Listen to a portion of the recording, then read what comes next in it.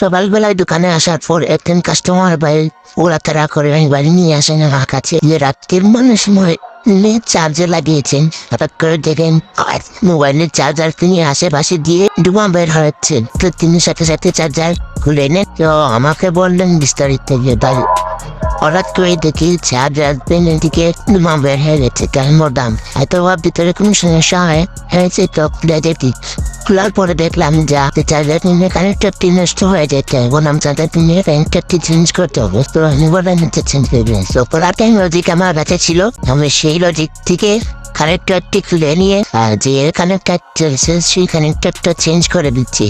তো অনেক সময় কানেক্টর খোলার সময় কানেক্টরটি নষ্ট হয়ে যায়। আর ভালো করে ফিটিং করে দেখবেন চার্জ চেক কিনা না। অবশ্যই আপনারা চেক দিবেন, কারণ অনেক সময় সোল্ডারিং করার সময় শর্ট হয়ে যায়। তো ভালো করে আপনারা সোল্ডারিং করবেন, চেক করে নেবেন চার্জ হয় কিনা না। তো আমার পুরোপুরি ওকে হয়ে গেল।